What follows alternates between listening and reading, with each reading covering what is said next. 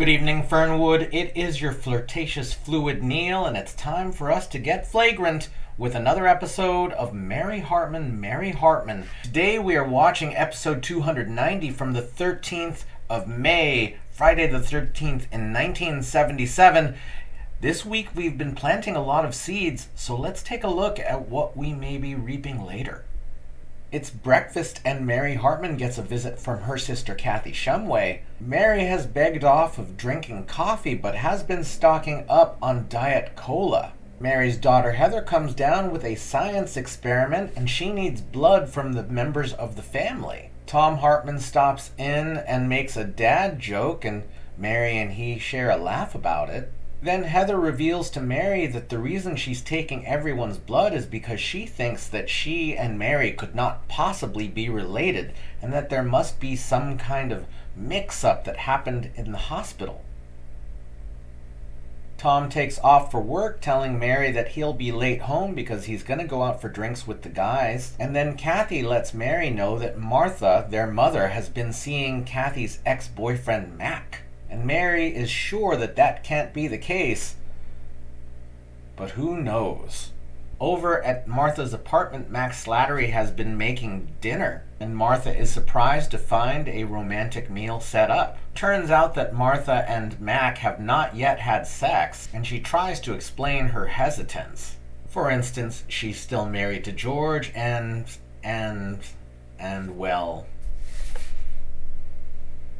Over at the Haggar residence, Loretta and Charlie are getting ready for a night out bowling, and they're putting their unofficial foster son, who was raised by Bigfoot, in the care of Heather Hartman, who is coming to babysit. The Haggars leave for the lanes, and then Heather gives Johnny Doe some bubble gum and then a can of Coke, and JD is startled by the mess. Then Heather goes to put on a record so she can dance around the living room, as the Haggars quickly re-enter and find J.D. cowering behind the love seat.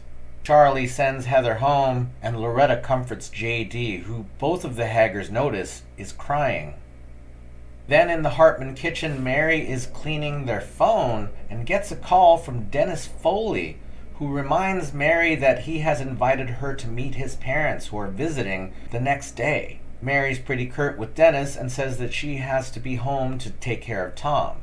And then we jump over to the Capri Lounge where Martha gets a visit from Kathy. Martha insists that they keep the subject of Mac off of the table. The Shumway women then notice two other ladies who are sitting at a booth and crying, and Martha explains that they are the widows of Vernon Bales and Tex.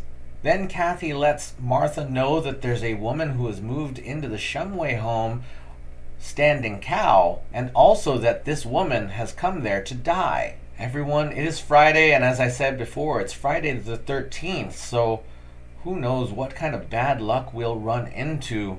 Let's go.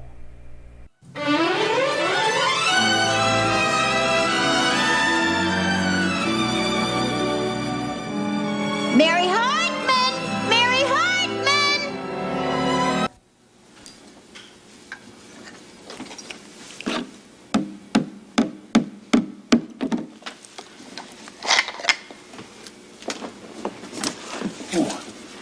She's making her burial platform. Listen, Standing Cow, I just made some peanut butter sandwiches. Would you like one? Well, there may just be time before I go to the happy hunting ground.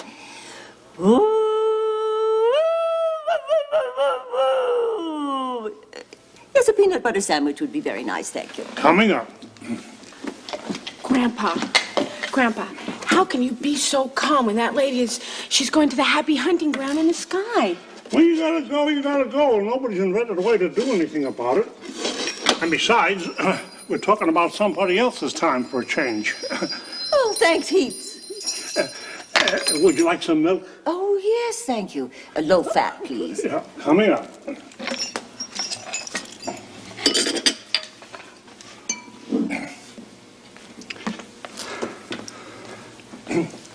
How does it feel to know exactly when you're going to go? Grandpa, wait. Excuse me 1 second. Standing Cow, why are you here? Roots. Like I told you.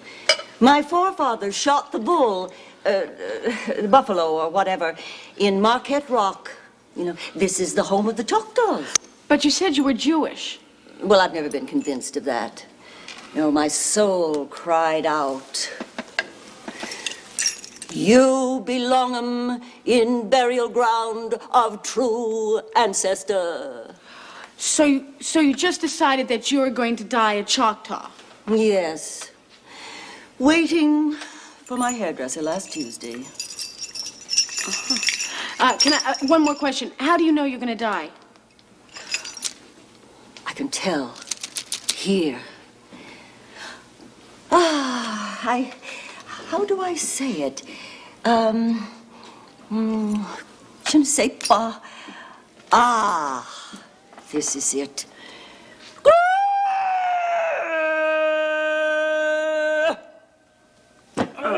Listen, have you got time to finish our checker game? Yes, this time. Yes, Good. the great spirit in the sky has got me on hold. I'll get the board.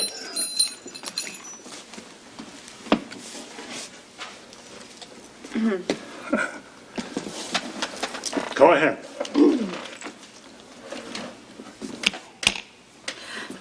Grandpa, how can you play checkers with a lady who's dying? It's all right. It doesn't interfere with the game. Well, no, don't fret, darling. No, I'll go when my time comes.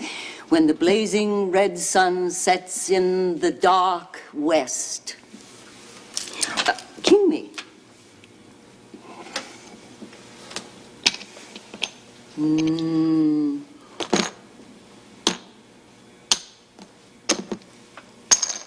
I like the way she plays checkers. No rules. Well, there's no time for regrets now.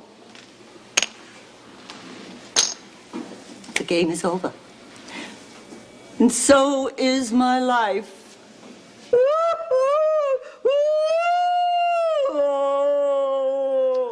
Oh, standing cow.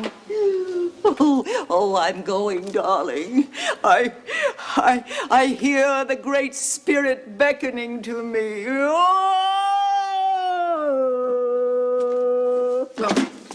Oh, is that crazy woman still here? Daddy, I don't know. She's this Choctaw Jewish person, and she said that these are where her roots are, and she wants to die here. Well, just tell that Manischewitz Indian to pack up her bones and get the hell out of here. I guess there's no chance for a rematch.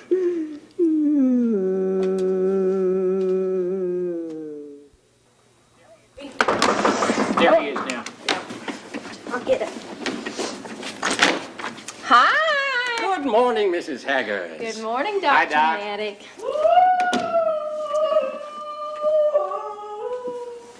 Why, that's a timber wolf. Oh, no, Dr. Maddox. See, that is Standing Cow, this kind of Indian-type Jewish woman what come to die with a neighbor down the street. Anthropologically, that's absolutely fascinating. Yeah, Doc, but Doc, don't get too involved with your scientific curiosity there, if you don't mind. Could you take a look at the boy here? What's wrong? Well, he don't seem to eat hardly at all anymore. He's lost all his spunk. I mean, used to be when he would hear a howl like that, say, for instance, why, he'd just howl right back. But he's not doing that no more. Yeah, Doc, you don't think that he's got a case of the homesicks, do you? Well, whatever it is, it's just filling him up with misery. Well, I just can't understand why he would have any miseries at all, because Charlie and I have done everything in God's green earth to make him feel wanted. Yeah, plus we just flanging love and affection at him the whole blessed day through. Yeah. It sounds like you're doing the best you can. However, I do have a theory. You have a theory? Fine, that's cooking with gas, Doc. Yeah. Let's get to it. Sit down. Okay. The boy seems to be losing some of his wildness. Yeah?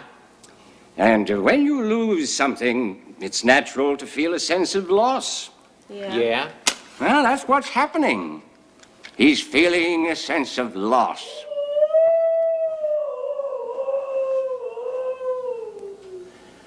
Well, Doc, let me ask you this. Now, Miss Finken, you know, the social worker, she says that maybe the boy is retarded, you know, like in his head.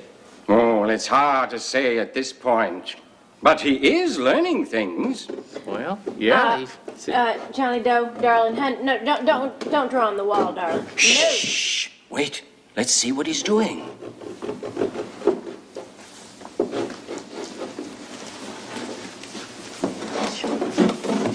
What is that, honey? It's some kind of an animal. It's 4 legs. Look, Charlie, look at that. Honey, that's a pretty good picture of a wolf, I'd say. Charlie, our little child is an artist. Look at that, like Grandma Moses or something, or a Picasso. Or Leroy Neiman, yeah. Yeah, look. Not only that, he doesn't seem retarded to me. Oh, fabulous.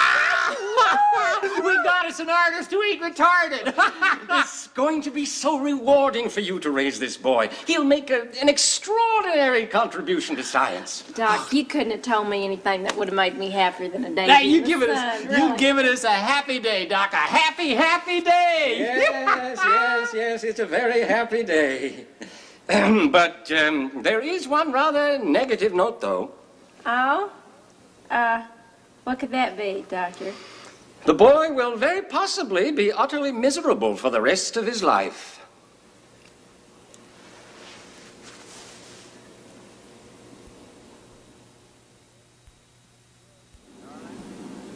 Darling,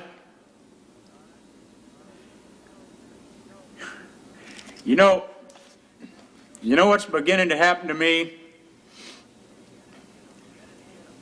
I'm beginning to get a feeling that I'm almost saintly. Almost what? Saintly. Oh.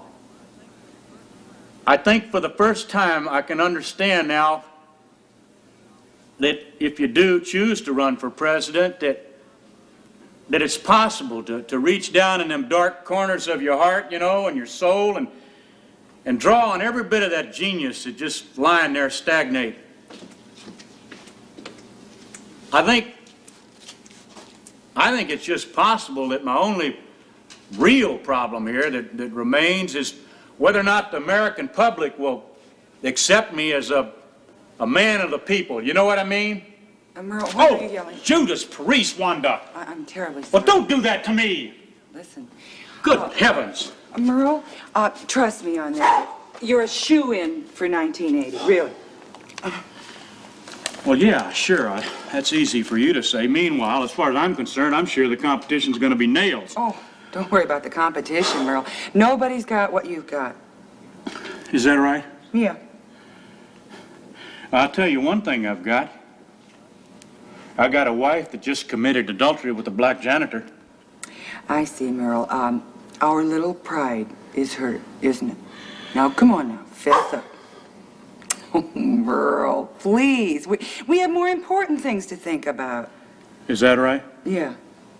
Like what? Like maybe getting a rush order out on them brochures that tell the whole story of you and Dewey? Well, it's a thought. Uh-huh. You know, the liberals will like us because it proves that we are flawed, though broad-minded people. And the conservatives will like it because, well, they'll think they finally found somebody they can be superior to. What about the middle of the roaders? I don't think they vote anymore. You know, I've been thinking about something, darling. I just wonder if it wouldn't be real smart on my part to come right out and admit that I not only have a true feeling of lust for women, but that I take the bull by the horns and I do something about it. No, the people like to see a public figure humiliated. I don't think they want to see him enjoying himself. Yeah, you might be right.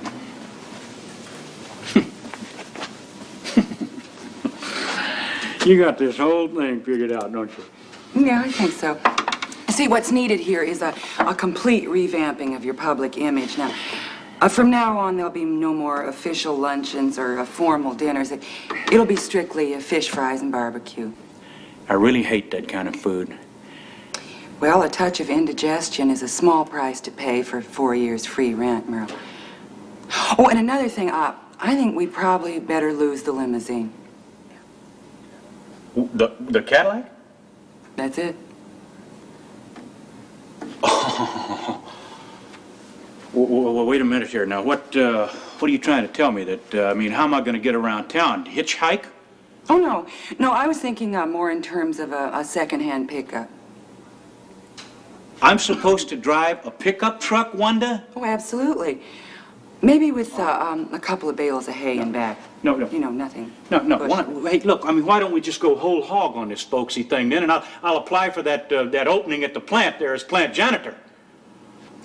No, I feel that might be just a bit much. Mm-hmm. Hey, wait a minute here.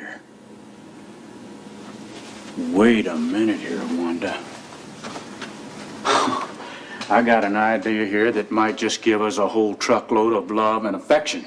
But what is it? I'm gonna call Mom and ask her to move in with us. You mean Miss Adeline? Yeah, of course, Miss Adeline. What's that area code in Denton? 817. Yeah. Oh, but Merle, you haven't even sent her a postcard in 7 years. That's not important, Wanda. Let me handle this.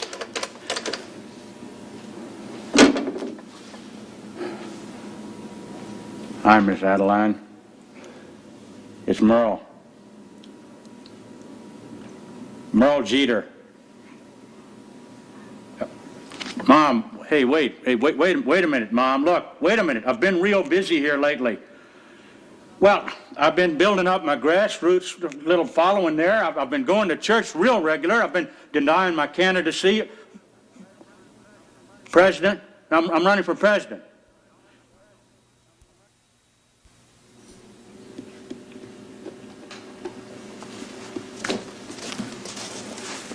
Thank you. Is it 4:30 yet?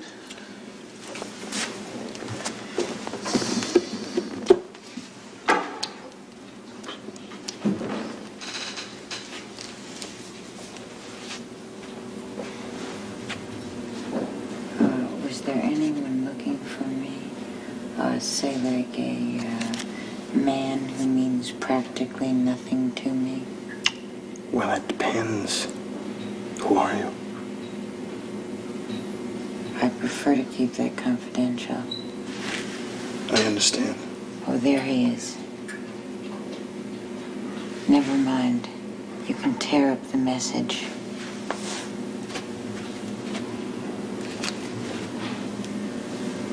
And if anyone else should ask, tell them I'm not here.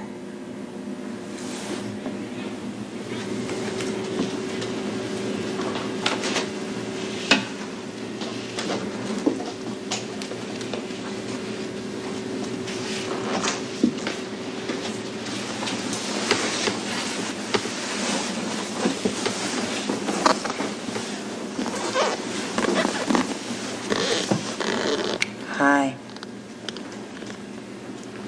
Is that you? Mm-hmm. Mary, are you ashamed to be seen with me? Ashamed? Of course not. Why should I be ashamed? What do I have to be ashamed of? Can I get you something? A virgin. Virgin Mary. Mary, we are just two old friends having a drink. That's right. With your parents. By the way, where are they? Are they coming? Mm-hmm. Should be here in a minute. Good. So how do I look? I don't know. I can't see you.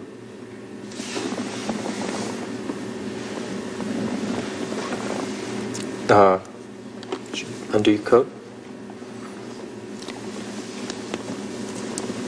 Oh, beautiful. They're gonna love you.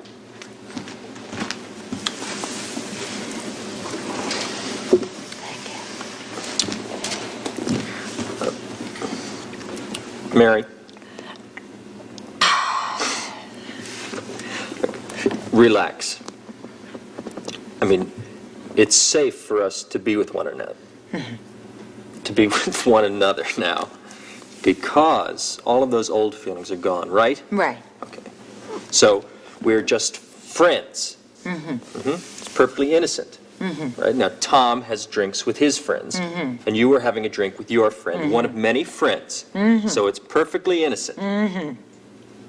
The question is, should married people have friends?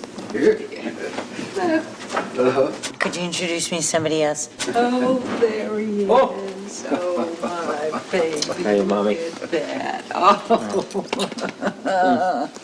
Hey, Pop. That's what you Oh. And this is Mary. Hartman. Mary. Yeah, Hartman. Yeah. Oh, we've heard so much about you. Oh, have you? And Really? Yeah, such nice things. Really? Oh, from whom? Oh, Dennis. Dennis, of course. Yes, that would be the only person that we know in common. Come on, Yeah. let's sit. Yes. Oh. Please do sit down. You know, you are every bit as beautiful as you said you were. Oh, thank Yeah, what can I get you folks? Well, this is a night to celebrate. Ginger ale, then. Well, usually I'm watching my calories, you know. I only have tea with lemon, but meeting you, oh, it's made me feel daring. Well, I think I'll have a real drink. It's not every day we meet someone who is so special to our son. And special to us, too, Fred. Oh, any family would be proud to have Mary join it. Yes. Well, I'll have a ginger ale for the lady, and I'll have a Chivas Regal and soda.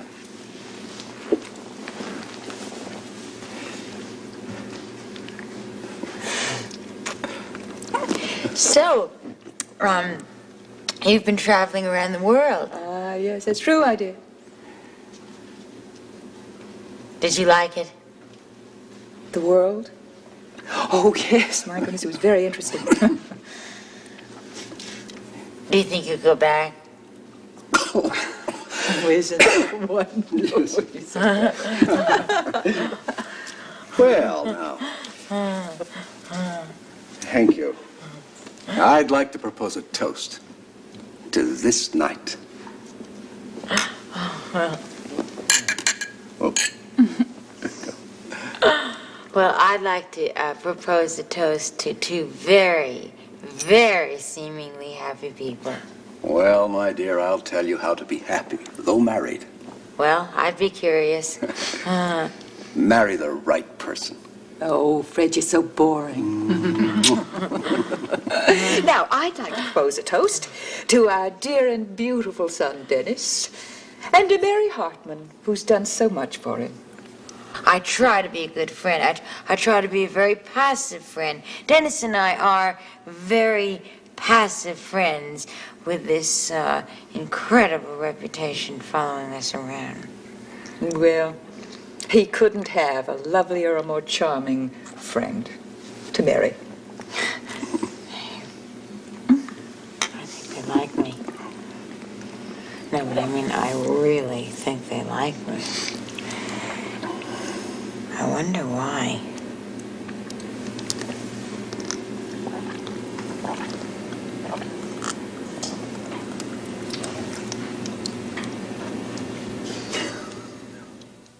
Well, I will be honest and say that I feel that that's a very odd Friday episode. I know that it's very early in these stories, but I was expecting, like, some kind of bang to it. So, we start in the Shumway home, and Standing Cow is questionable. And at the end of season 1, we had Billy 12 Trees. That was Martha's birth father, and I forget, because Martha's birth father is Native American, and that means that Martha is, I guess, at least half Native American, which means that Mary and Kathy have some Native American ancestry as well. Which, you know, they don't connect to that, because that was sort of more of a Martha storyline, and wasn't a part of their upbringing. But Standing Cow, who I think her name was really Edith, she has done what at least one person might consider transracial, which is to say she just kind of woke up and felt like she was a Native American person, which is problematic, but I think it's on the weird end, which is where this is going. Like, in the show, no one is taking this seriously except for her.